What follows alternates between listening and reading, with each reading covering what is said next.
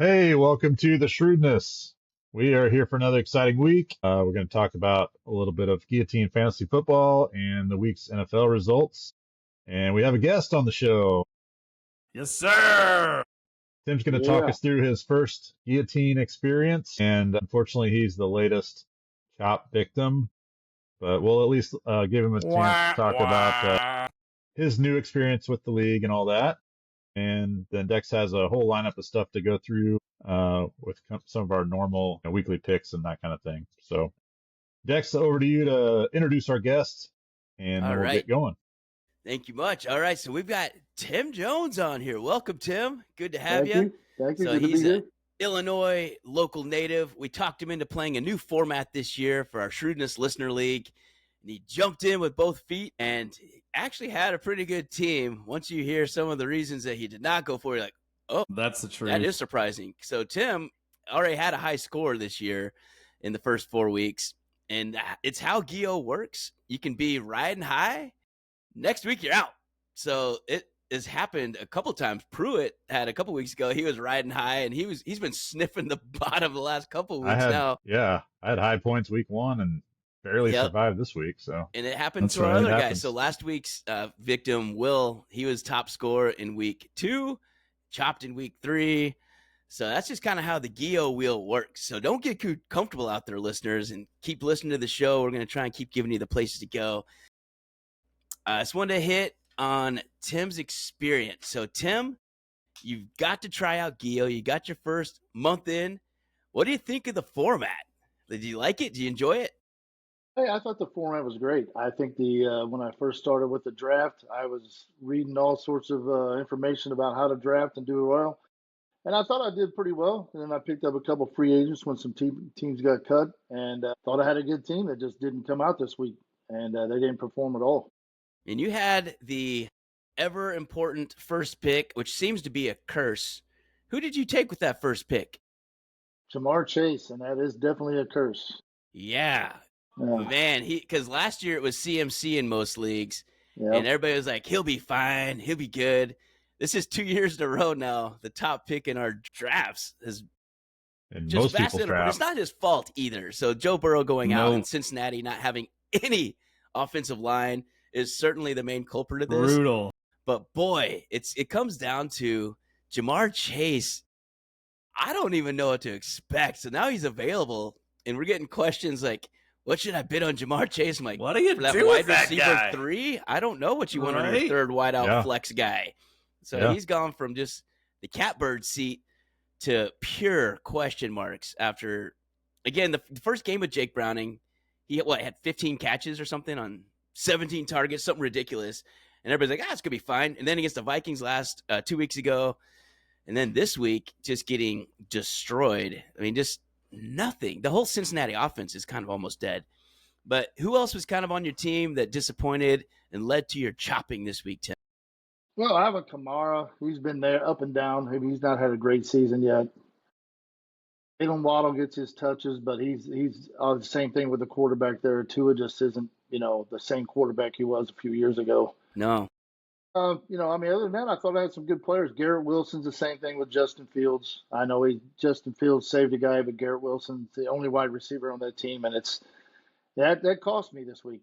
He almost came back to get you. He was one of our Saints this week. Is Garrett Wilson getting that touchdown towards the end? I think he got almost 20 points. On a ridiculous catch. Real good chance. Wow, that was ridiculous catch. Ended up coming just about 4 or 5 points short in the week. But anyway, so that's good. I hope you stick with the format next year when we do it. And like I said, we're going to do a later draft this season. So for Gio League owners out there and commissioners, what we've done in our league, it's been a lot of fun, is that we'll do a second Gio draft. So the first 9 people out, we'll do another one after that week, and it starts week 10. And it kind of goes to the end. So it's just a fun way to stay involved all the way through. And plus, you don't have to draft people that are already hurt. So you're not going to have Malik Neighbors injury screw you because he's already gone. You're not going to have Tyreek Hill screw you because he's already gone. So you just get a fresh draft. It's kind of fun. It keeps you in the game all the way through to the really playoffs. Cool part about that is that you have a bye week the first week, right? So if you're not paying attention, you draft a bunch of guys that have a bye week 10, you're already out. Yeah. So the Right. draft strategy gets really interesting on, I know the first year I participated, Philly and KC had a week 10 bye. All these people were like dancing around Patrick Mahomes and Jalen Hurts and all their teammates. And they ended up going like round 4 or 5. People were finally like, okay, I think I have a decent first 4 or 5 picks. Now I'm going to dive into the bye pool It guys. is. So it That's is a the killer. different draft. Speaking of bye weeks, so shrewdness out there, pay attention. The buys are upon us. It is time. First week kind of hits a little hard right off the bat. So we've got Chicago, Green Bay, Atlanta, and Pittsburgh. And maybe you don't have these guys, but if you've been riding Bijan, like, I don't know, maybe a couple shrewdness hosts have them in their teams. And without Bijan, you guys probably be getting chopped. So Bijan is going to be out this week. Drake London, who rallied back with a nice game from Penix, he's going to be out. Josh Jacobs, Tucker Kraft, and then DK and Rome Odunze are probably the last two of, I mean, you could be starting someone else on there too, but those are the main ones that are going to hurt the earlier picks for people's teams. So you've got some, especially if you had anyone else got hurt. So if you had Neighbors or Hill or Lamar Jackson, you're going to be kind of, you better bid this week. So there's no more hanging on to those dollars and taking them to your grave. You need to get your money and use it wisely this week on the teams that went out. So that being said, I want to hear how our other shrewdness hosts did. So they were right above Tim, just like looking right at him. They were staring right at him on the other side of the line and safe with their 4 to 5 points ahead. Ooh. So who was killing you and helping you? This is like a case of you don't have to outrun the bear, you just have to outrun your friend. That's right. Your slowest friend or whatever. That's exactly what it is. So, Pruitt, why don't you highlight why you put yourself in a pickle and what you must do at these international games? So yeah, I had Jalen Warren. I was one of the unfortunate many that probably started him accidentally. Yes. I was up early, believe it or not, actually at church, serving at church, and get done with church, come home, and it's like, wait, what? Why is he? Why is there a Why zero does he here? still have 0? And why am I getting all these notifications on my phone that And why he's does not playing? Gainwell have 200 yards and 18 touchdowns? So immediately Sunday morning, I was starting my sweats because I was like, okay, I just took a 0 from one of my running back spots. I'm hosed. Thankfully, I also have Bijan Robinson. Yes. And Who Carson had Wentz yet had a another nice good game. Yeah. Yeah, Carson Wentz probably was the guy that saved me this week. Yeah, he rallied. He ended up throwing a pretty good game all in all. Chisholm, how about your team? You're right there sniffing the bottom too. I had the blade sweats this week. I really thought I was dead going into Monday night. I thought you were dead. Yeah. I thought you were dead too. I think everybody No thought I was confidence. dead, and I just had Justin Fields, who is not somebody you want to bet on going into a game like that. And, he's so erratic. Yeah. But he happened to run for a 43-yard touchdown and then throw for one at the very last second and then run in for a 2-point conversion.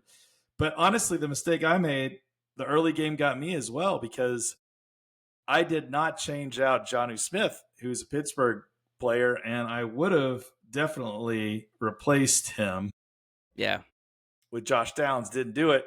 So I left quite a few points on the table there. And honestly, if I hadn't gotten lucky with Xavier Worthy pickup, and I said, I'll throw him in. I don't know if they're going to use him in his first week back, and he tore it up, or I'm out there too. So I had a couple things break my way for sure. Yep. So that leads us a good segue into our sinners and saints. So we're just not going to go into all these, but here are some people that saved many a guillotine this week.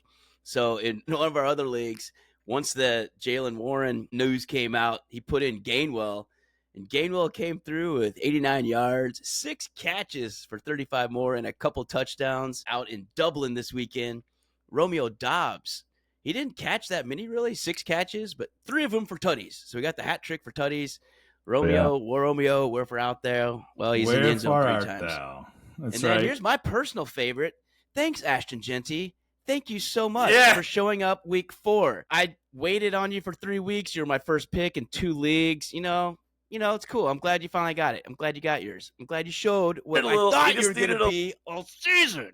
Just needed a little extended training camp is what he needed. Yeah. No, he did. He just needed 3 weeks on... Stretched out a little bit. 3 weeks on Dex's team, and then he'll get chopped because he'll suck. Then he'll come in for 138, 2 catches, and 3 touchdowns? 2 touchdowns. 3 touchdowns. Just kidding. He had a hat trick, too. Yeah, he had 2 receiving touchdowns. That's right. Why wouldn't you? So that was fun. Right. And then here's Puka. Puka is arguably, if you redrafted today, Puka Nacua, all day, first pick overall. He had another monster game, 13 for 170 and a tutty. Wow. Pat Mahomes. So Patrick Mahomes, made of it was Xavier Worthy. And that guy's pretty good, that Pat Mahomes. He's not too shabby. And frankly, the Chiefs finally looked like the version of the Chiefs we thought they would if they actually had starting wideouts. And you bring one of the 2 back, and look at that. So what are we going to get when Rashee Rice comes back? Hopefully more. And I just am looking forward to good things from Pat Mahomes. So if you've been riding him so far, he stopped running, which is a good sign. We don't need Patrick Mahomes running for 60 yards a game. Because that means he's throwing for 270 and throwing 4 touchdowns. Another one I think is going to be super helpful for owners moving forward is with that Najee Harris injury for the Chargers. Omarion Hampton, the rookie we talked up quite a bit as a kind of a solid role player, it's only him now. So Omarion Hampton is going to get a ton of carries, 128 yards and a touchdown for his owners this week. That's pretty baller. Yeah. Some of the honorable mentions, the ones that kind of got you through in your flex spots. Woody Marks. So he got my wife through this week. And wow, what a game. 69 and everyone was counting on Woody Marks this week. Well, she also had some injuries dealing with, and just said, should I just throw him in? Like, yeah, he'll do something. As Chubb ahead of him, for Christ's sake. When Chubb's not very good anymore. And he had more carries. So the 17 carries was more. I think Chubb ended up with 14 carries. So moving forward, I believe that talent has finally won out. And it's just watching a flat tire run over and over again, which is Nick Chubb right now. Again, I'm not knocking him as a former great player. Slightly more burst than I do right now. Yeah. Slightly more. Like, the hole is closing rapidly on that guy. He's looking a lot like Zeke Elliott towards the end. Yes. That's exactly right. There's so just Chubb is nothing left in the tank. Like, the sunset is already below the horizon, and you're just looking at the orange. That's where Nick Chubb is in his career. But, gentlemen, I want to ask you this question on this player because he is available in probably 70% of the leagues. I think he's 31% owned.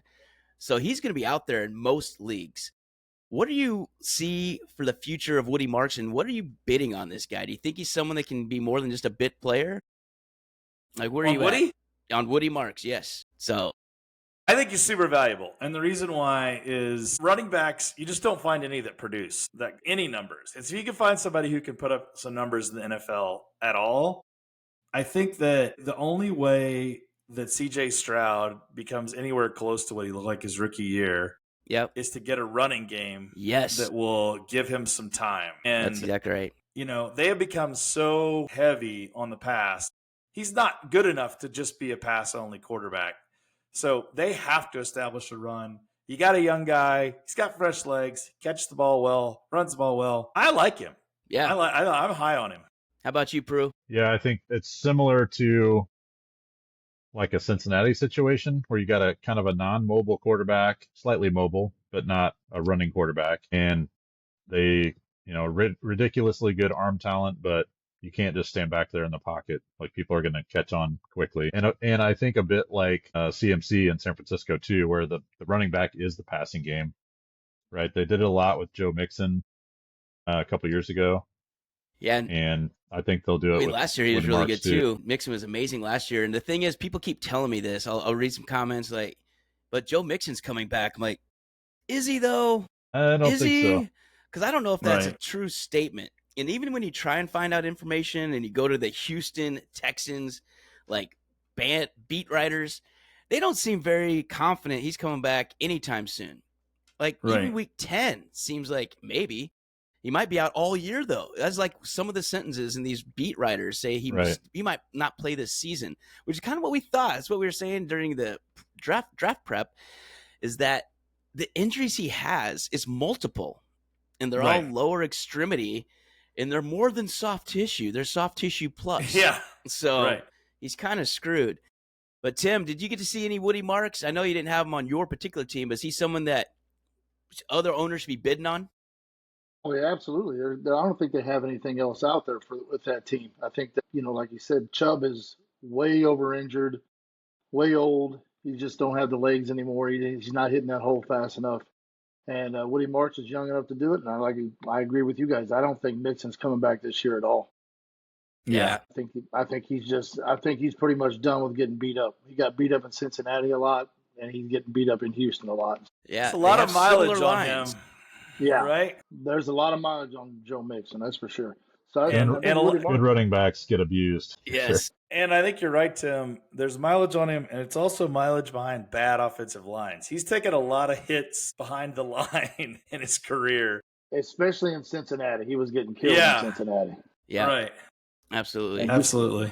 Yeah, so I don't think there's no doubt that Woody Marks would be the premier running back, the number one running back for that team by the end of the season.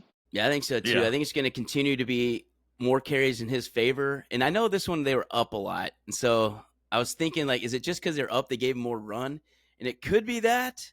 But he also looked 10 times better on his carries. Right. Sometimes that's what it takes. It's the in-game situation, and the coach is like, wow. He really is good. Yeah. He looked pretty good there. For sure. Maybe we should get the ball in his hands a little more. In the passing game, too, is something that's not Chubb at all. So 4 for 50 with another touchdown from the passing game. I think Woody Marks is someone the owner should definitely look at. And I'd be willing to go up to probably $100 for him. So I think he's more than just a get you through bye week guy. I think he's someone that can, for the rest of the season, at worst, he can be in a flex spot for you for multiple weeks. So I'm high on Woody Marks going forward. All right, staying in Texas, I want to highlight someone who stepped up in the first week with no CeeDee Lamb, George Pickens. So I think what's important for him is he is in a contract year. So for those that don't know, yes, he went from Pittsburgh to Dallas, but he's in a contract year. George Pickens needs to play well to see if he's actually number one, and he's going to have a month, if not a little bit more, to prove that to the other teams out there. And I'm sure Jerry's just willing to pay more people more money. That's why he kept Mike. So I don't know. It's going to be a problem for Dallas. If he does too well, they're not going to get him. But George Pickens, I think he had 8 catches, 134, and 2 touchdowns. And he had some amazing catches. Also had a drop. But the amazing catches were really good. So what do you guys think about George Pickens moving forward? Would you trust him as one of your top 2 wideout slots? Because he's had some duds, too. Once Lamb returns, I think George Pickens will slide off into the sunset. I don't think he's that great. Woo, shots fired, George. Yeah, Tim thinks you suck. I think it's a personality thing with me. He is a diva. He didn't fit in. Yeah, he didn't fit in Pittsburgh, and he's not. I don't think he's going to fit in at Dallas, and he's going to demand more money he's got than what he's worth for sure. But once Lamb comes back, I think he'll go back into the sunset a little bit. Yeah, I think he's going to be really cold anywhere else he would go, too. He had the hood inside in Texas in the 80s. Right. That dude is going to be freezing when it actually dips below 60. And I don't know, he's outside. Yeah, Pru, where are you at on George Pickens? There's no question he's got talent, but I agree with you, Tim. He's kind of a diva. He's a little bit of a selfish streak or whatever. Sometimes those guys are really good for fantasy, though, Pruitt. I don't really care if he's a diva if he's going 102 tutties every week for me. Diva away, wear a dress, write a book. If we're talking, if we're talking fantasy value, Dallas has a terrible defense. I don't know if anybody's noticed that yet, but they are going to be throwing the ball a lot. Right? Actually, the worst defense in the NFL. So, and surprisingly, the best offense. Right. So they're like weird. The Chiefs of old, before we developed a good defense, it was like, can we score 45 and hopefully only give up 42? Yeah. It also wasn't a recipe for sustained success. No, but for short term, the next few weeks, while he's the fantasy value primary receiver, I think there's a lot of value there until Lamb returns. And then I agree, CeeDee Lamb's going to be the go-to once he comes back. But Pickens has a few weeks here where he could be relied on, I think, for a lot of production. He's going to be targeted a bunch, that's for sure. Chisholm, are you with Pickens or no? Are you an anti-diva? I think the question is, do you like lottery tickets or not. If you like I like scratch-offs, if you like scratch-offs, then you like pickings, because that's basically what you're getting every week. It's like, I need another bell. Give me another bell. And it's like times two. Right? And you know, some days you're gonna be like, well, that just absolutely sucked. Yeah. You know, and then actually most of the time you're probably gonna be like, this absolutely sucked. But then he's gonna have a game and you're like, this is awesome. So he's one of those guys that I only like on my team when I need a big swing. So if it's like, hey, I don't think I'm gonna win this week, like, you might as well take a swing at a guy like this, because he can have a huge game, but more than likely he's not gonna have a huge game. And I completely agree with Tim. Like, once Lamb's back, no way, no how when Lamb's back, because it's gonna go Lamb, Turd Ferguson, number 2, and then Pickens, and then Pickens, number 3. And so I don't love him there, but you know, if you're in a tough spot, looks good too. I know, not bad. Yeah, Javonte Williams. Go ahead, Pru. Who would have thought you would say that? Yeah, the season. With a positive spin, even. Right? Finish that thought. You give that guy an offensive line, anybody's going to run behind that one. That's the truth. Yeah. Right? Well, He and didn't have that in Denver. They're also, because they're so pass heavy, it opens up the run. Yeah. Right? In a lot of cases. Because they're all staying back. It's backwards. Running on the nickel. Normal sequence. You run to set up the pass, but Dallas is so pass heavy and such a high-powered offense that the run catches people by surprise, and they get the right personnel group in there, and a bigger back like Javonte can take advantage of that. Yeah, for sure. All right, last couple Saints I want to hit at is DK Metcalf. Speaking of divas that catch with their abs, 5 for 126 and a tutty in Dublin against the Vikings, which was kind of is all up front. So if you remember, if you got up early and watched that game like I did, because I'm a Vikings fan, he had 3 catches right away on the first couple drives, including the super long slant drive for zillion yards and a tutty. But then the rest of the game is what is so frustrating owning DK Metcalf. He had 2 targets, 2 catches the rest of the game. And the whole point, like even the announcer, like, oh, they're getting DK involved early. Pittsburgh, this is how you're supposed to use a number 1. Then crickets and chirping and squirrels running on a fence, and that was DK Metcalf's last part of the game. And you could say, yeah, they're up a lot and running it out. Okay, it finished 24-21. I mean, it's not like they ran away from the Vikings. I mean, they got up, sure. And Kenneth Gainwell, he was chunking off yards. Ugh, that was kind of frustrating to watch, too. Speaking of, though, like, I wanted you guys' take on a little aside here.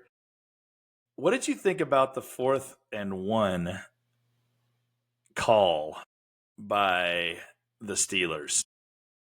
Dex, you watched it. Yeah.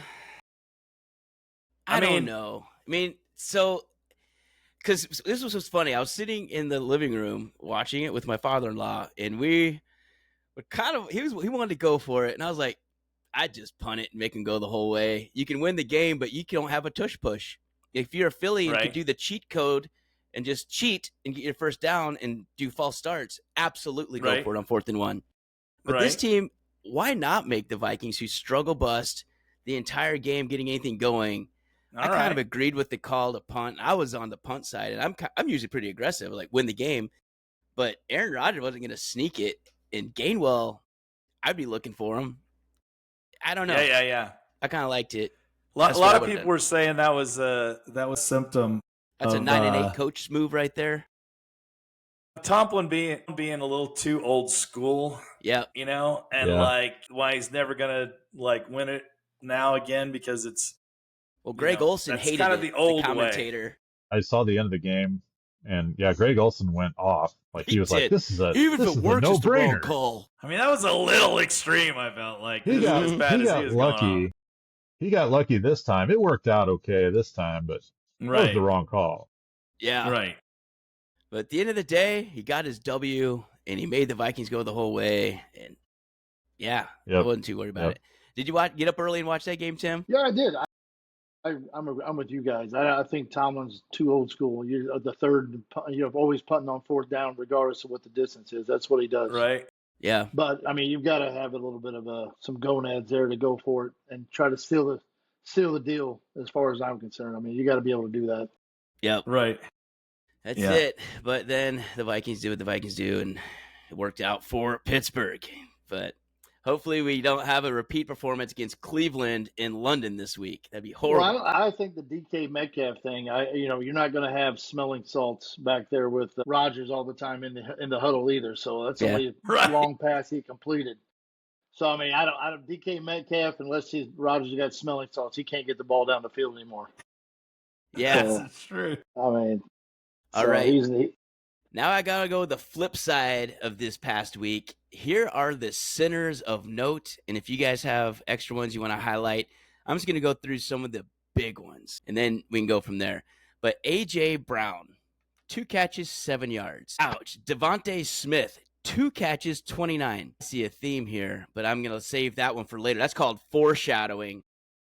Malik Neighbors, not his fault, but 2 for 20 and lost for the season. So he gave you 4 on his farewell tour.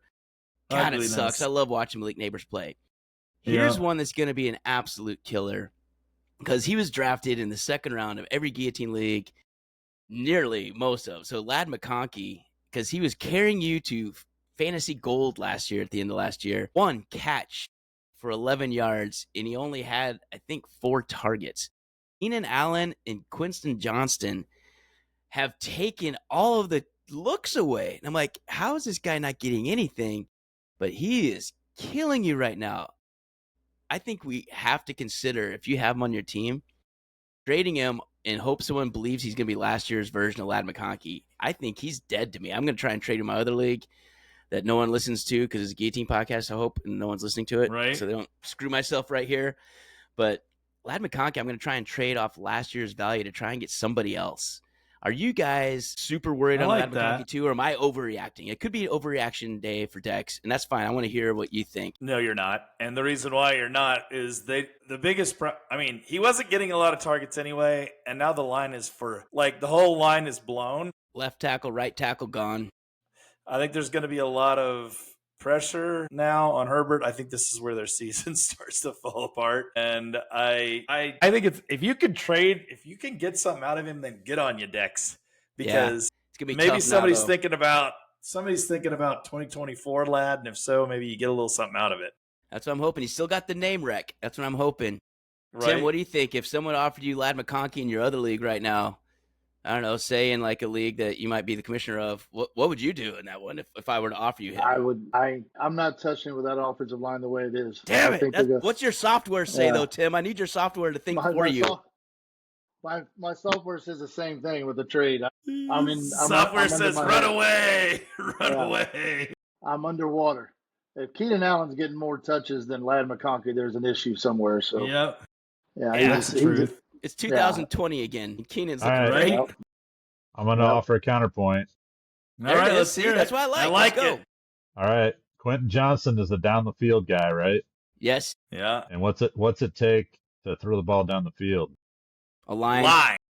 Yeah. So I think he's going to have fewer opportunities moving forward. I like that counterpoint. Herbert's going to get roughed up unless he gets rid of the ball faster, which means shorter routes. Keenan Allen is older. He's not super old yet, but he's old enough. Old enough to have an injury. I mean, he's in the same ballpark as Mike Evans. I think he can drive great twice until he doesn't. Oh, right. So I still think there's value there. I mean, I guess if there's an injury, he's super valuable. If one of those two guys gets hurt, he's awesome again. Yeah, I just think Quinton Johnson is still kind of a flash in the pan for me. We saw him. I thought that, but then it's been week after week after week last year, and maybe he's fixed now, but I still don't trust in him. I trust Ladd. Yeah, it is because we've seen 2 years of atrociousness from him and injuries and drops, and now we have to believe that. I think he was a first round pick a few years. Like this is year 3 for him. I can't remember if he's in the 20s or something, but he was a kind of a mid-late round first pick for the Chargers, and I think they're finally getting him. I don't know. Regardless, McConkey down, Johnston up in our kind of thoughts, but I like your point, Pru, and I think that's a good point. I mean, hang on one more week. We'll see what happens. We've been talking about the Chiefs and their line problems. the last few years, they haven't been able to throw the ball down the field because their line's been so bad. Yeah. Right. And now we're all like, ooh, the line's shored up. Now it's time to start launching the ball again. And it was for 1 month. And Right. a Lot of it's the defensive coordinators know how to play Patrick Mahomes now and stuff like that. So that's one factor, but it wouldn't shock me if McConkey starts getting more looks. Yep. They'll find a way to get a ball. He's not any value right now, but I wouldn't trade him just because they're going to have to give him the ball. He is the wide receiver on that team. So yeah, it's always bad being the sell low. You want to buy low on a good player. You don't really want to sell low. Like, hey, I got $2. I'll give you. Sell low is pretty rough. That's a rough spot to be. The sell low. Speaking I got a of guy sell that I low, drafted too early and hasn't produced yet. You want him? And there's another one we hinted at is one of the reasons Tim is no longer among us with the well, I'm not there either. I have no head either. But Jamar Chase, 5 for 23, and now that's 2 weeks in a row. He's going to be a top 3 chopped player. So everybody that just spent a boatload of money getting him from last week, like, whew, thank God that 1 bad week's out of the way. Nope, you just got 7.3 points. Again. Right. Jamar, do you cut bait on him? Are you bidding anywhere close to the 2 to 3 to 400 you'll need to get him?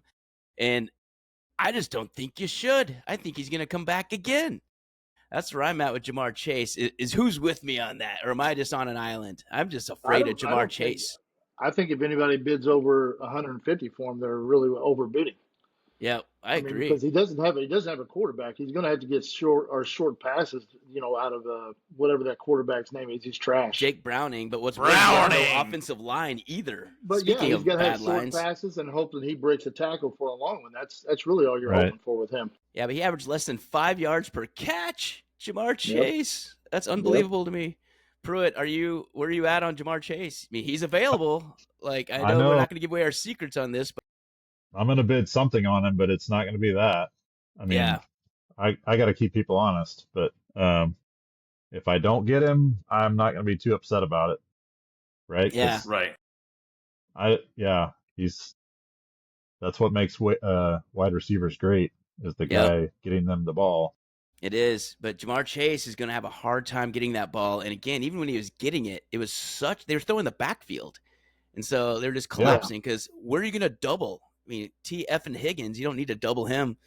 He doubles himself just by, even though he had an amazing catch called back. I think he had a 35-yarder on the sideline that was sweet. T. Higgins, and then, just kidding. He does that every now and again. That's a illegal formation penalty because you were half an inch behind. That sucks. Right. Pruitt or Chisholm, what do you think, Jamar Chase, moving forward? And I'll probably bid. I'll probably bid too much. Yeah, because he's a shiny toy. He's a shiny toy, and if you're somebody like me who's been just a bottom dweller all year, hasn't had a breakout week, hasn't had a week where you can just kick back and feel good about yourself and cruise. Yeah, I mean you're ready for he looks 7 real points good out of your top. He looks real good compared to should I start Jamar Chase or Isaac Tesla? That's kind of where I am right now, and it's I guess it all depends on what you've got on the bench. Yeah, if you got 5 weeks and injuries hitting you, Jamar Chase is better than that. He's better than a guaranteed 0. He can give you 7. I will readily or Mike Evans. I will readily acknowledge that I am probably in a situation to overbid for what I think he's worth. Yeah, no, I think so too. You can't take the money with you. That I'm in. So I agree with that. All right, here are some tight ends that are just killers right now. Laporta, 3 for 39. Njoku, 2 for 11. Juwan Johnson, 3 for 28. Those 3 tight ends were all starting, and people are counting on them. And I have to believe a lot of those guys are available in your league this week, somewhere along the line. So those guys, I don't have a lot of confidence in any of them. Juwan Johnson probably the most, just because they keep targeting him the most. So he has so many of the targets. But he's getting targets. Chris Olave's come alive, and I think Kamara is still going to get his. And even Rashid Shaheed, right? He's going to be getting his for the Saints as well. So Juwan Johnson right now was probably the best of those 3. Laporta, though, what has happened to him? He used to be guaranteed money and end zone looks and everything else. What happened to Laporta? I think can't put my They finger on it. discovered, I think they discovered JMO.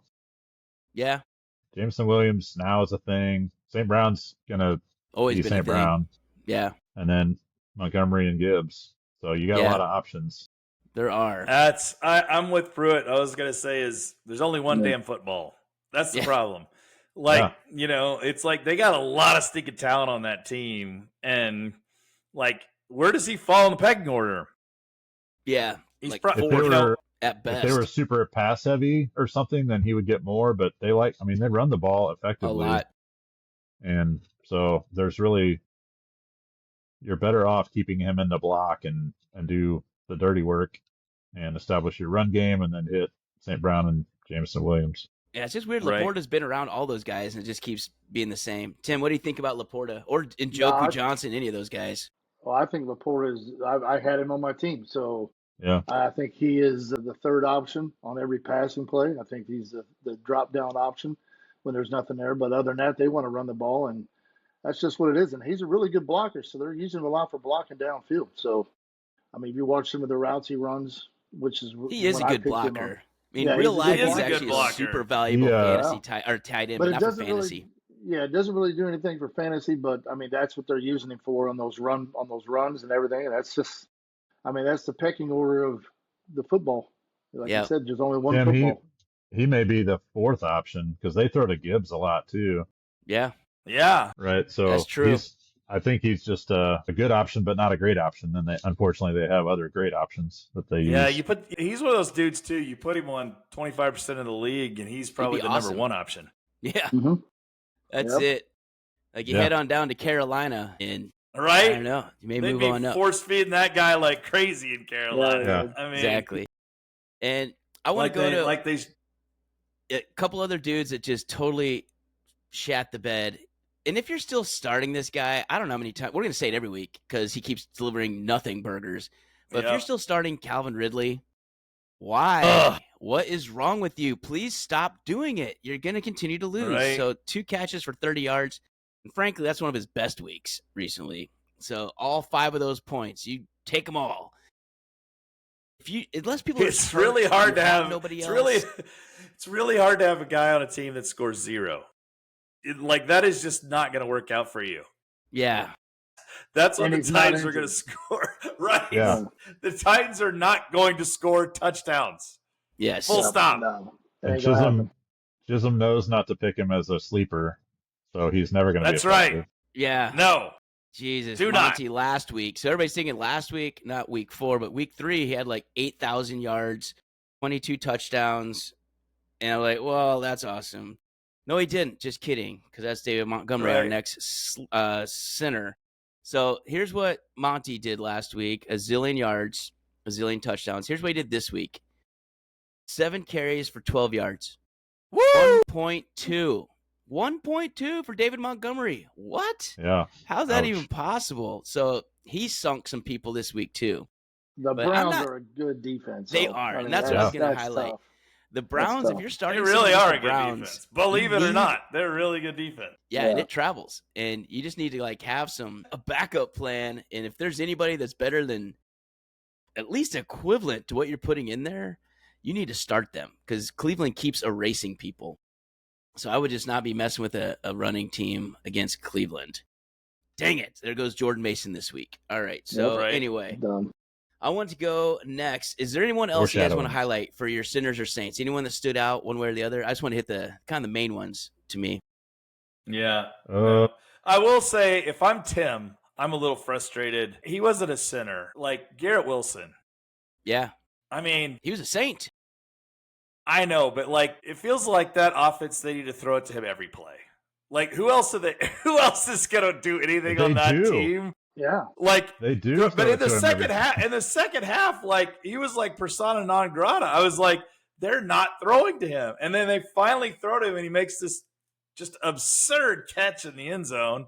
Yeah, it was amazing. Maybe a top 3 catch all season. Yeah, when you watch what he And- had to do and maneuver around the defender's arms and stay in bounds and fall backwards, and like, what the hell was that? That was unbelievable. You know that he's just coming back every huddle and like, dude, throw me the ball. Like, Look what I I don't just care. did. throw me the ball. I will catch the ball. Throw it to me. I don't care. You know, I mean. And Justin's like, but I'm not very good at throwing the ball. No. That's my thing. Can I run it to you and hand it off to you in the end zone? That would be better for me. That works for me. Garrett Wilson probably won't sign with the Jets again because his best quarterback was that rookie in his rookie season. Totally. He got Garrett Wilson the ball every time that he wanted it. Right. It wasn't going to be Aaron Rodgers. Aaron Rodgers wanted all of his picks that he brought to the Jets. He still had a good year, though. It's not just – he still had a decent year. It wasn't a bad year, but, I mean, you go with I can't remember the Rodgers' buddies, but he brought them all to New York for that. Yeah. Devontae Adams. Lazard. And the Lizard. Lizard. It was just – I mean, that's how Garrett Wilson's going to go. You're right, Tim. If you put Garrett Wilson on any other team, and he's another one that feels like he could have just a massive year because as far as talent goes, that guy is just incredible. All right.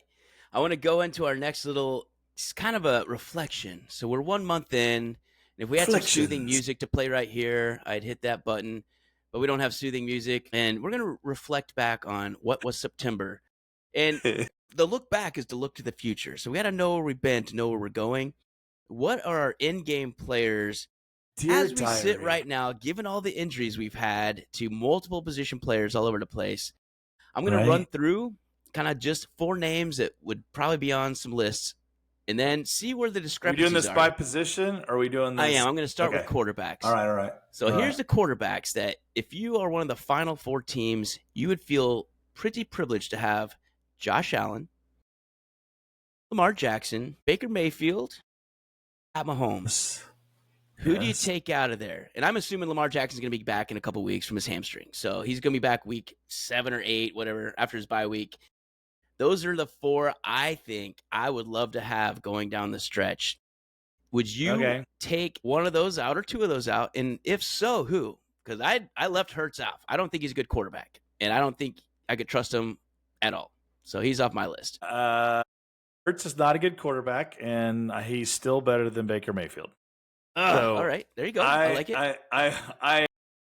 I hate watching him play. All 100 yards he throws. He did not complete a pass in the second half last week. A pass! He didn't complete one pass in the second half. Did he even throw a pass? He threw 7 passes. 2 shovel passes. He threw to Goddard. 7. He was 0 for 7 in the second half. But at the end of the day, he's the 4th highest scoring quarterback in fantasy when he hardly throws for 100 yards.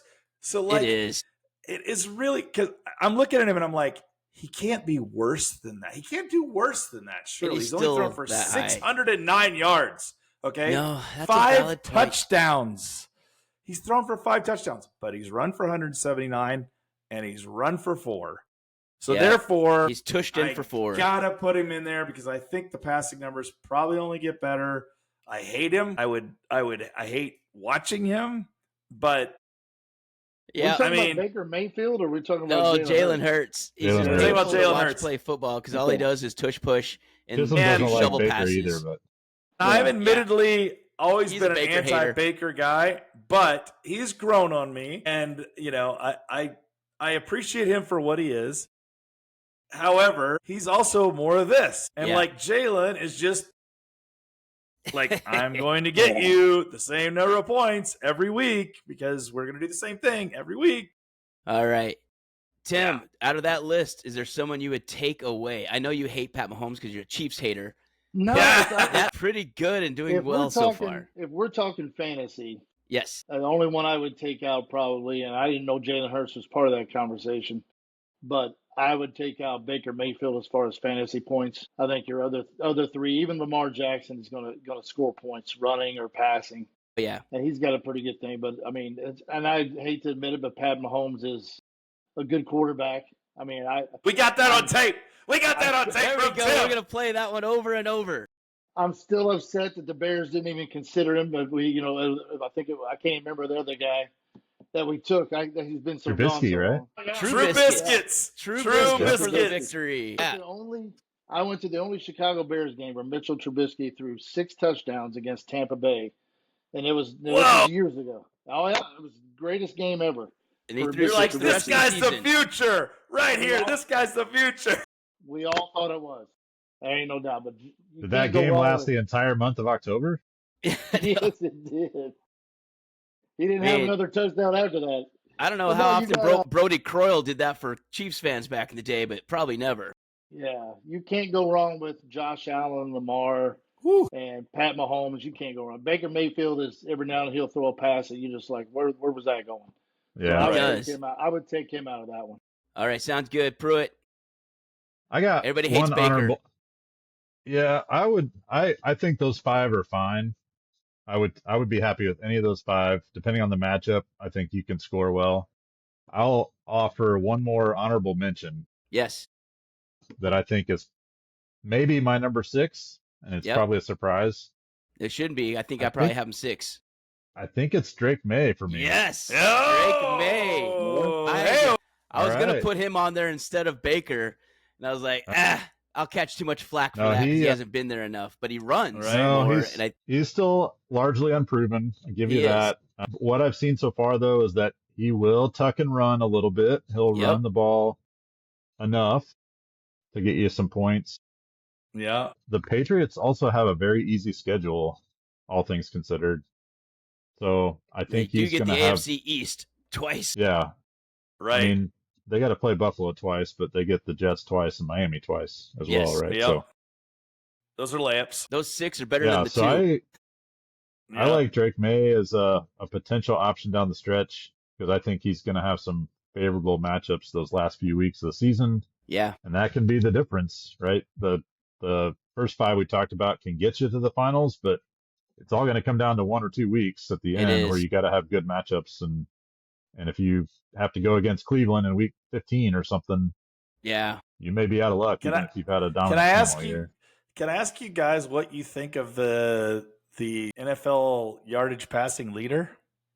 Dak Prescott? Equation? Dak Prescott? Well, you got to feel like that can't keep going on. I did, even though what's funny, I do remember saying it's the anomaly right now. We're seeing the anomaly. He's going to come down. When we were talking about quarterbacks during our draft prep, I said Dak Prescott's actually someone who could lead the league in passing this season because their defense is so ratty. That has actually held true for the first month. It has. But man, I just don't know how, because now they're down CeeDee Lamb, and like we were talking with Pickens, he's inconsistent. And so then you're down to Ferguson and Javonte. I just don't see him for a month. I think that's what's going to kill him is the month of October. He is literally 80 yards short of throwing for twice as much as Jalen Hurts. Well, that's not hard to do because Jalen Hurts doesn't throw. Insane. Yeah. It is. That's insane. That's insane. Jalen Hurts. All right. So where do you go? Speaking of, where do you go for your running backs? What do you got as your list, Dex? Here is a list I think is pretty darn solid, but there is room for discussion. So Bijan Robinson, James Cook, Jonathan Taylor, Bucky Irving, third, Travis Etienne, Kylan Williams, CMC, and Josh Jacobs, I think are the 8 I feel most confident after September having in my top 2 running back slots as a Final Four team. I have notably left out. So here's some you can there are argue some big in. ones there. I want to see if you'd argue in one of these guys. Omarion Hampton, Javonte Williams, Ashton Genty, probably Jahmyr Gibbs is probably Gibbs already. God dang, what the hell? Yeah, Gibbs is on here too. My bad. I was about to say, I think your list just became 9 because I was like, it did. It absolutely did. I knew I forgot someone. I was writing this thing down pretty fast. Yeah, Gibbs, absolutely. So see you later, Jacobs. Gibbs is there now. You're now number 9. And Kyron Williams. Did you say Saquon Barkley? I didn't. Wow. I didn't. So go ahead. Who are you kicking out of bed? So you want Saquon in this lineup. Who are you kicking out of bed? Yeah, you kicking Bijan out? ETN. James Cook out? You kicking Jonathan Taylor out? I'm kicking ETN out. I'm with you. I'm kicking ETN out. 6.1 yards per carry the whole first month. Yeah, but man, really? And then I think I'm even kicking Josh Jacobs out. I don't know about that's that. a tough one. Yeah. Okay. I know. I like Josh Jacobs too. And this one's mostly to cause controversy. Saquon can come in the top 8, but right. so far, you don't feel that confident. He doesn't look like the same guy from last year, and that's a fact. Everyone that has him is like, oh my God, what am I doing? He hasn't been scoring, and he got that little crappy one at the end. I know he did. But you take that away, his week last week was pretty crappy. He was my spud pick last week, and we'll go into that later. He only had 43 yards rushing. Come on now. That's not a very good week. He's only got 3 touchdowns. Yes, and Jalen's going to continue scooping them, if not more. And I'm worried about Saquon. That's a good argument. That's a good argument. I think you got to have H8 in there. And the reason why you got to have H8 in there so many is catches. He catches the ball so dang much. He does. But who you kick out then? You don't have Bucky Irving in there? Which one? You don't have Bucky Irving in there? I got Bucky Irving in there, yeah. He's number 4, but he does have an ankle injury right now, but I'm going to assume it's not that big a deal, and he's going to be trucking just fine. But I would take him over Amari and Hampton. I would take him over Travis Etienne as well. Okay, well, Hampton I don't have in the top 8. He's just one you could argue to be in there. And actually, I have the 9 because I totally whiffed. And you had Ashton Genty, didn't you? Genty is one that now we've seen what he can do. Now we've seen what he can do.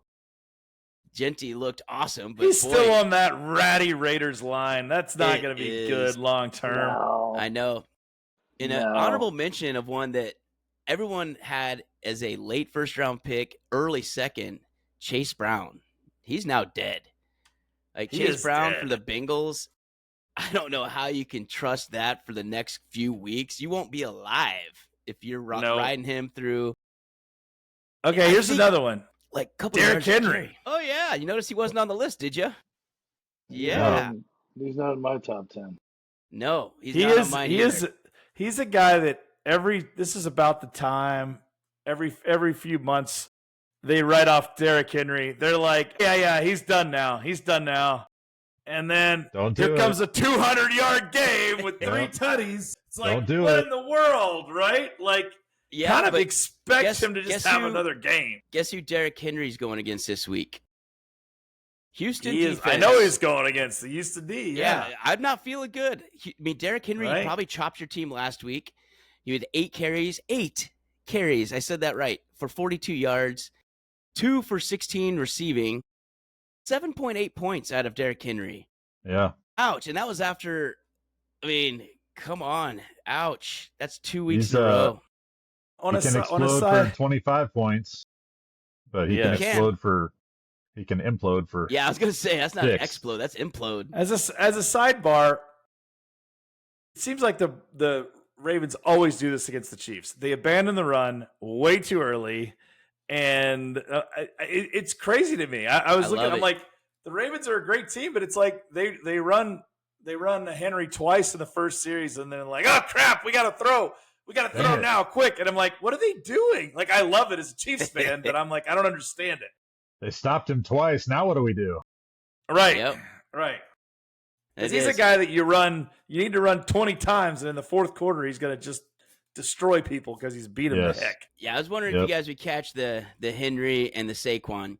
And here's some guys from last year that they were carrying into the championship. Chuba Hubbard, he's just not there anymore. Yeah. I don't see it. Nope. And that one, I don't know what's going on with the offense, but Alvin Kamara, same thing. It's just that offense is too bad and not enough opportunities, really. Yeah, they're not throwing the ball to him. Nope. If he's not getting 5 catches a game, then he's not that valuable. He was a big catching back. He was one you needed to catch, as Tim knows. Yeah, I think he only had 4 catches last week. But he's one that you want 7 or 8 out of, especially that's what we thought he would do this year. We actually were pretty high on him because we thought Spencer Rattler would just keep dumping it off. And no, just kidding. We're going to throw to Jawan Johnson all the time. Like, yeah, that guy. All right. Right. Okay, that's new. Okay, I see what you're doing here. But all right, let's go to wideouts. See if you can identify who's not on the list. So Puka Nacua, I think that's a freebie. Yeah. Amon-Ra St. Brown, Justin Jefferson, Drake London. And here's some ones I just think are pretty. It's hard not to start them. Rome Odunze. That's right. NFL leading receiver touchdown guy. And Tim will like that one. He likes old Rome. Cortland Sutton. And he got off to a slow start, but I think they've now found their stride. Jackson Smith and Jigba. And Emeka Egbuka for the Buccaneers, because again, you saw what Godwin's going to look like. He's going to look like a crippled, hobbled old man. And then you have Mike hamstring Evans, who'll be out indefinitely until he gets back. Right. Egbuka's going to move those chains. I like him. So out of those 8, oh my God, who did I leave out? Oh my God, who's there? Jamar Chase, man. I'm not seeing it. Woo! I just don't see it. He's too scary. Number 1 draft pick overall for almost every fantasy league in America. Yeah, is not in your top 8. Not in my in-game players right now. Okay, wait. Let me challenge you. Yes. Joe Burrow should be back in game. Is he though? He ain't Okay. coming back. Yeah, Why would you fair. come back when you're going to be 2-10? Yeah, it was 3 months, Yeah. I thought. Yeah, he's minimum 3 months. They say, and you're not going to come back if you got double-digit losses. You're not going to waste him for a year and get him. No way. So it's going to be Jake So if he backup. did come back, would you put him in the top your end game? Yeah. Absolutely, yeah. Well, that's Burrow though. Yeah, maybe. I mean, Joe's not going to be primo form instantly when he gets back. True. So, Yeah. I don't know. Quentin maybe. Johnston, should you have him in there? Terry McLaurin, should you have him in there? Is there anyone? So that you here's would the put one. in instead? Here's the one that I would put in, and I know he's old. Whatever. Devontae Adams. I'm Yeah. putting No, he's Devontae good. Adams in my 8. Who are you knocking out? I'm probably knocking out Egbuka. What? The rookie of the year, Yeah. offensive player of the year? All right. Yeah, I'm probably locking him By the out. way, that future I don't bet's trust already him up to, yet. like, 7 times value. So I put $5 in for an $85 winner for rookie offensive player of the Nice. year. They're already trying to cash me out at $35. Are they? Oh yeah. Are they? No. They know. I'm going to take the full 85. No, we're this keeping him. We're keeping him. Oh, I yeah. like Devontae Adams. Like Stafford throwing him the ball. I do think too. The fact that they're both like, I could rely on that. So I want that. I want those guys. I want one of those guys. I want him in my top. All right. So you want him over Egbuka. All right, Pruitt. How about you? Who are you knocking out? Now we're talking about scoring. Well, yeah. Talking about who top. You need 2 wideouts to be starting for you. I like, I don't know if I can bump anybody out, but at least an honorable mention. I think you got to put Garrett Wilson in there. Yeah, He just gets He's so on my many short targets. list. But He's got it's like just so Justin many Fields. targets. 50% of the target share, though, or something. Just Yeah. crazy opportunity. 53, I think. 53 is what they said Yeah. last night. Yeah, it's Yep. insane. And how about you, Tim? But who's not on the enough, list? Tim. 53% was not enough, Tim. That's right. Not to, Almost. Not to save my head, that's for sure. Yeah. I'm still sore about it. You will I be didn't for hear another you- week or two. It's Yeah. acceptable. That's right. It's normal. I didn't hear you mention Justin Jefferson in there. I really like once. No, he's number 3. Yeah. I got him 3. So Okay, Nakua, you St. got him Brown, in and there? Jefferson. And then Drake All right, London, okay. Adunze, Sutton, Smith and Jigba, and Egbuka. That's who I like feeling good going forward. What about, I'll be a little, throw What about this one in Chisholm's? there. Chisholm's got a receiver that should be on there, I think. Maybe 2. What about Xavier Worthy?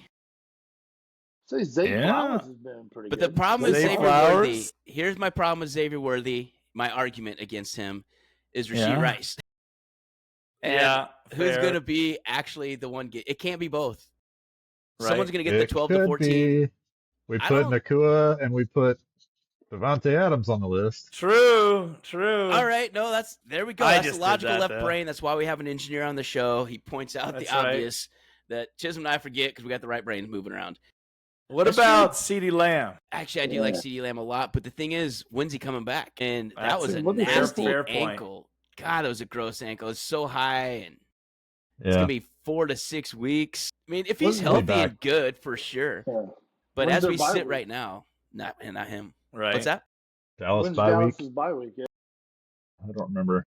Yeah, good question. 11 Yeah. maybe. Yeah, I can't don't remember. Oh, they got a late one? I think Dallas Oh, is a they're- later one, but Man, what the? it's one of those Yeah, gigs. they're week 10. So yeah, I mean, I don't think he's Week coming 10. back before week 10. Yeah, I got that's you tough. guys. It's tough to put him up there then. You need him, what is 13 the first week of the playoffs? 15, 14, or 14, 15, 16, 17, I think. Yeah, Yeah. that's right. Maybe. Is anybody making an argument for Zay Flowers or Quentin Johnston to be on this top 8? No. Quentin Johnston. It's tough probably. too. Quentin Johnston probably. Okay. And who I'd would you make an bump argument. off?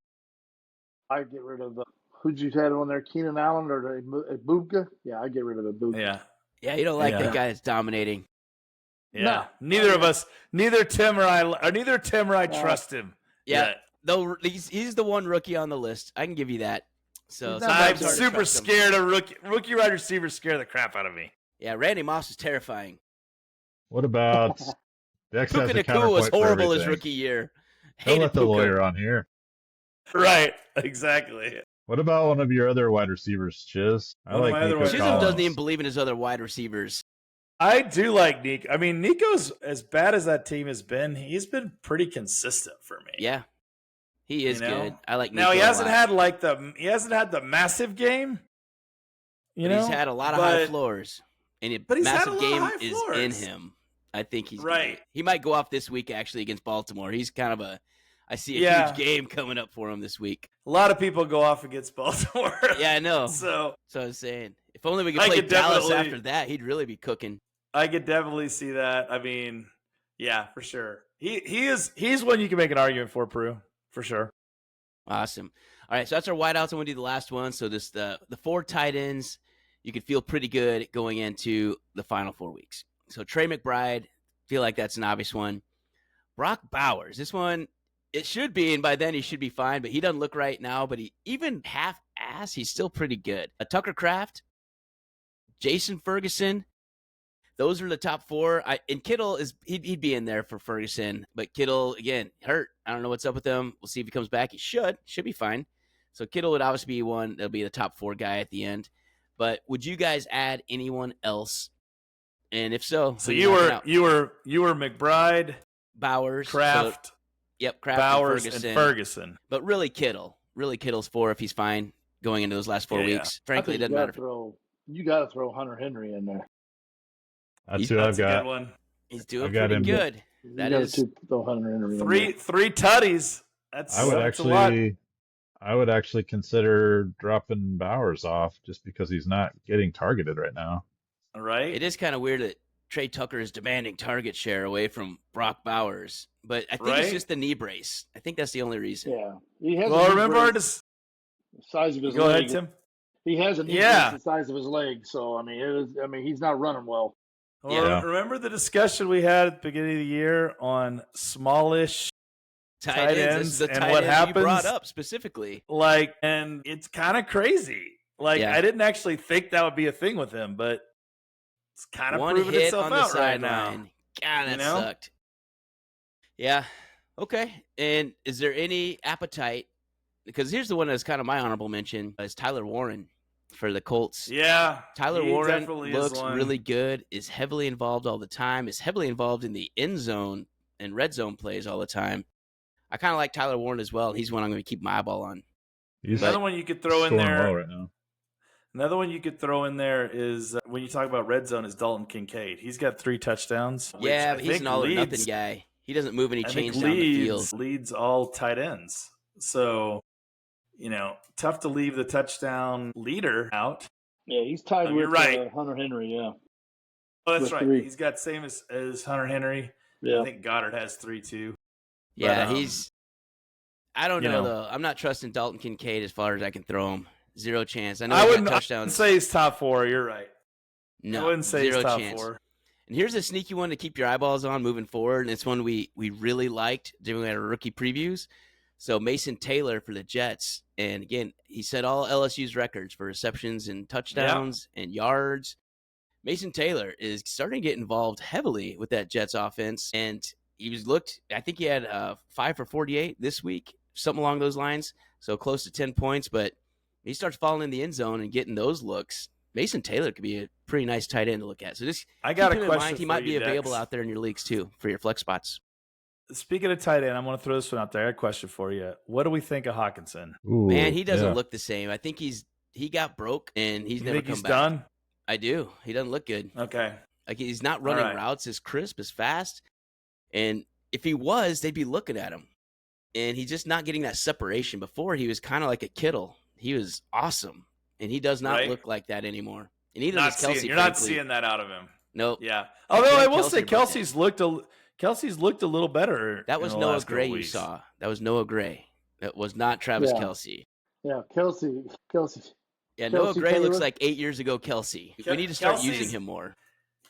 Kelsey is, I think, investing his time and energy in the billionaire girlfriend that he has. I mean, there are I'm not things, saying I would. that's an I wouldn't option. say. I'm not saying wouldn't do the same thing.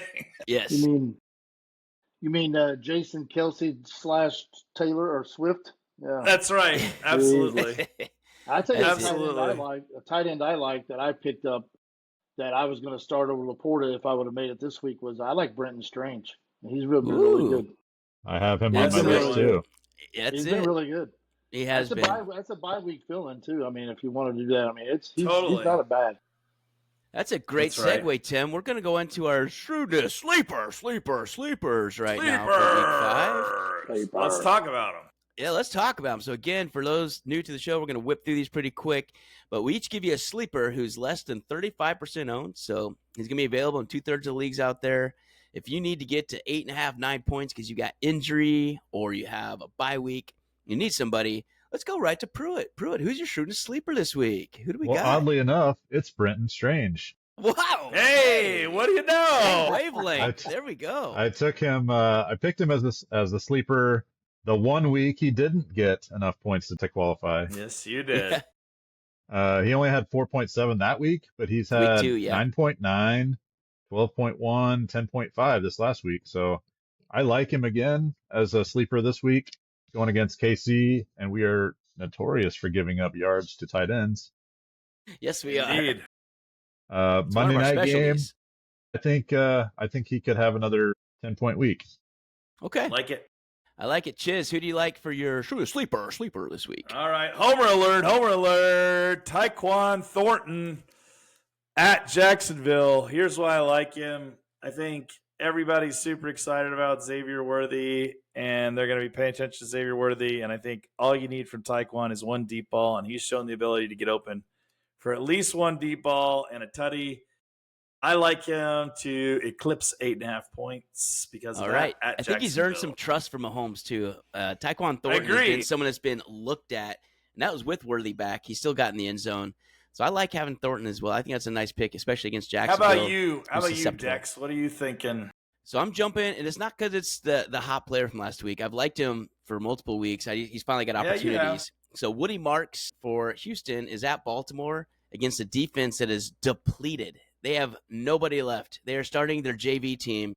And I think Tim's lining up at linebacker this week for Baltimore. Yeah. Tim's ready, but he doesn't want to try and tackle. 4 of us are starting starting this week for Baltimore. It is, but he doesn't want to try and tackle Woody Marks. So I think they've gotten him more involved. Again, it's not hard to outcompete Nick Chubb right now because he's got 18 knee surgeries and a leg that's just Franken leg. So I like Woody Marks this week against Baltimore. He's projected for 8.1, but I think he's going to go for way over that. So Woody Marks, I like it. If he gets the carries, there he goes. So again, recash on our sleepers. We got Brenton Strange, Woody Marks, and Tyquan Thornton as our Shrewdness sleeper. All right, Spud alerts. So here's our Spuds. So these are the ones everybody owns. So 95% owned. We think they're going to get less than 10 points this week. Let's just jump right into it, Pru. Who's going to be our Spud of the week? Ooh, I'm really concerned about Minnesota going against Cleveland. I think Jordan Mason's going to struggle against the Cleveland rush D. They have shut running back after running back down so far this year. Every single week. I don't see him getting up to 10 points, maybe even less than 9. He does.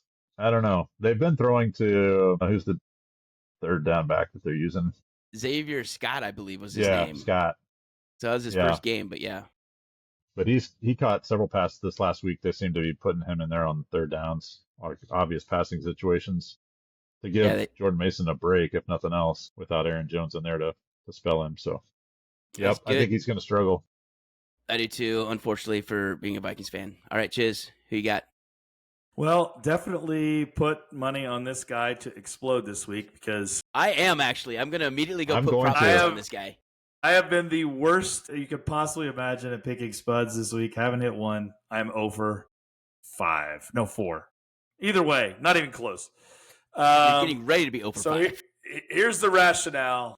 I'm picking T. Higgins versus Detroit, basically because he's got Achilles Smith throwing in the ball. That is the only reason I'm picking T. Higgins.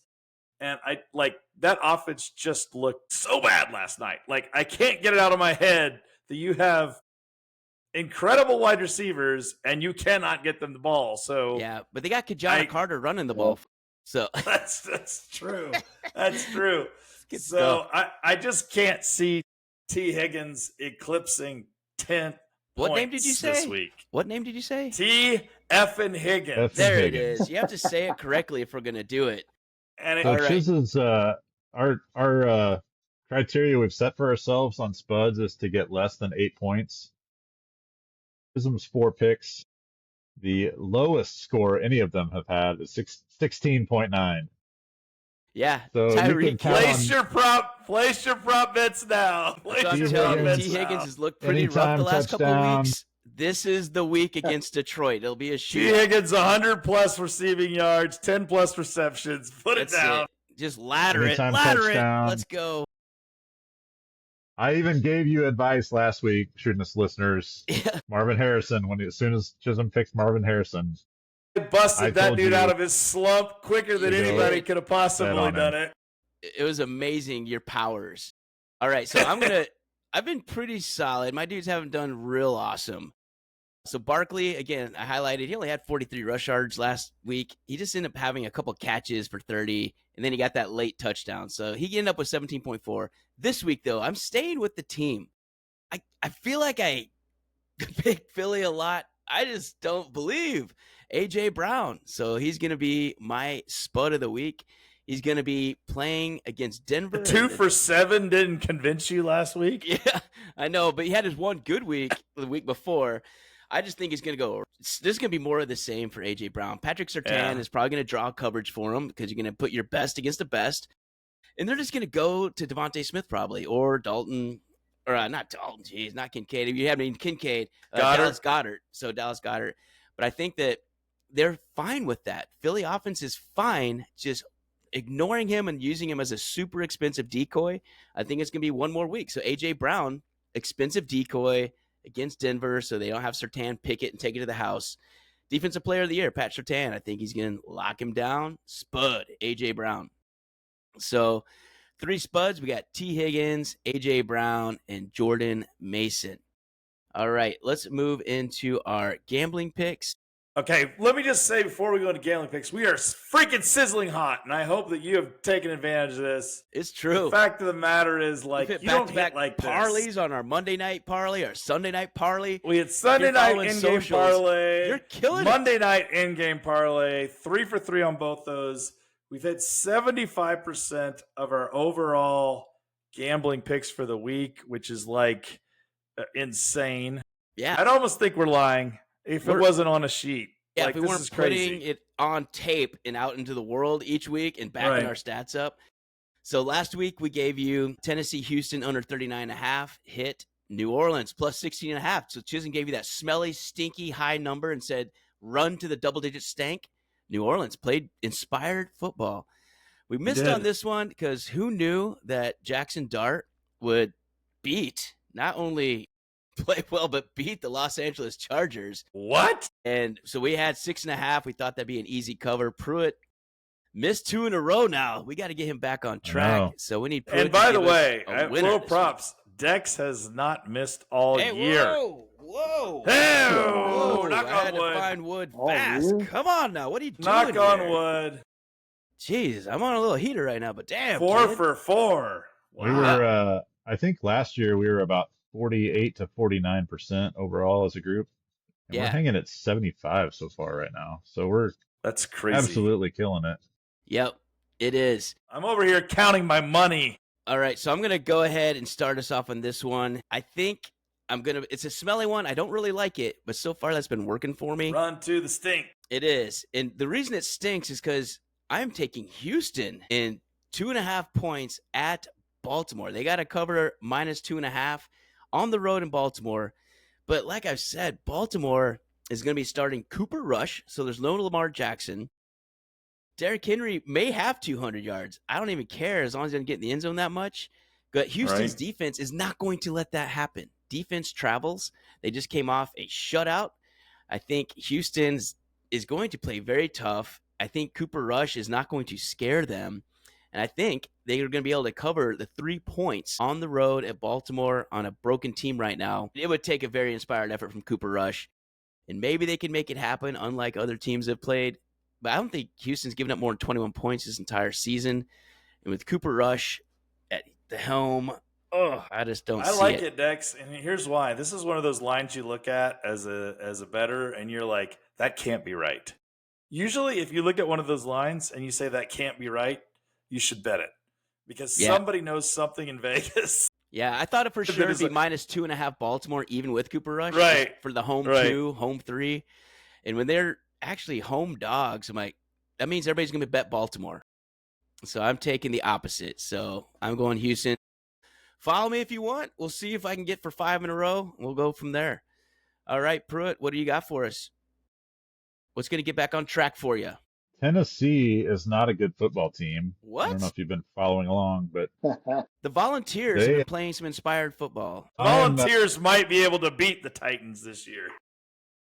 And I shouldn't say they're not a good football team. They're not a good offense. Their defense has been okay. Yeah. This week, they are matched up with Arizona, who's another team that I would say is less of an offense now. They lost James Conner for the year, right? So they're a little bit more one-dimensional. Benson's a fine fill-in, backup, whatever. Still not a big Marvin Harrison Jr. fan. I just don't see them creating much on offense. So I'm going with the under in that game. Right now it's at 41.5. I like a seems like a lot for those two. 21-10 type game is what I'm thinking. Tennessee just cannot score more than 10 points against. Yeah, Tony Pollard's not going to be able to break that many. Right. Arizona's a decent defense, and I think they continue to struggle, Tennessee, offensively. So, all right, Chiz, Tennessee, Arizona, give us our third winner. 41. Yeah, this is the third winner, and it's on the road, which is a little scary. But I'm going Denver plus 3.5 at Philly. We're keeping our anti-Philly hatred alive and well. It is the anti-Philly hatred. At the end of the day, though, Philly just doesn't blow anybody out. Like, they don't beat anybody bad. And even though Bo Nix has some brain farts every now and again, like he did, last night, he's competitive. And they have a good defense. And I think they're going to be able to keep this within a field goal. So cue the Denver, down 3, go for a field goal, let it get blocked like I lost on against these rat bastards a few weeks ago. But I think that Denver keeps it within a field goal at least. Philly probably wins, but I think Denver 3.5 I like a lot in this spot. All right. I like it. So we got Tennessee, Arizona under 41.5. We got Houston minus 2.5 at Baltimore. And we got Denver. We get 3.5 points at Philly. That's what we got for our 3. Tim, do you have a bonus guest pick for us that you've been scouting over there? Well, sure. I don't like your Baltimore pick. I think Baltimore's going to win that game. But, I mean, we'll see how it goes. I mean, I'm a pretty good. Yeah. I told you it was stinky. Baltimore's going to win that game. It is stinky. But that's for sure. No, I kind of like the Bengals or the Lions minus 10. I like them covering that. Okay. Yeah, I like them covering that. That's a lot of points. It's a lot of points, but the Bengals are just everywhere. They have no. They look like they look like a team that is absolutely clueless right now. They're ready for 2026. Yeah, their defense was arguing with each other this week. Last night and Monday night. So I don't think they're going to come out and play good at all. And that offensive line is just horrible, and Detroit's just going to run it down their throat. So I just think that's an easy cover. I like it. I think Hutchinson I'm doing a 4-banger this week. We're doing 4-banger. Let's do it. Hutchinson's licking his lips right now, getting ready for that game, it feels like. Yep, that's an easy cover. All right. Well, Shrewdness, hope you enjoyed the episode. Tim, thank you so much for coming on and being our guest. Thanks for having me, guys. I appreciate it. Yeah, appreciate it. Absolutely. Say thanks to Tim, too, for participating in the Shrewdness League. Something new we're trying this year. No, I appreciate it, man. It's a great time, and I'll be around as long as I hear from John or you guys to get in it. I'll be around for a while. Yeah. Right. That works. It's been fun so far. Don't pull a Pruitt. Check your bye weeks and make sure there's injury report. So they put them out early. You don't have to get check your bye weeks. So these international games are going to be in London again. So we got the Vikings and Cleveland overseas. So get up early, 7 o'clock, set your alarm, check stuff real quick, and then go back to bed if you want. But don't be starting any Atlanta, Pittsburgh, Green Bay, Chicago guys. Bid wisely. You're going to have some bye weeks. So look ahead till next week. We got Houston and Minnesota week 6. So be smart with your stuff. All right. So that's all we got for this week's episode. Good luck. Keep your head. And until next week, stay shrewd.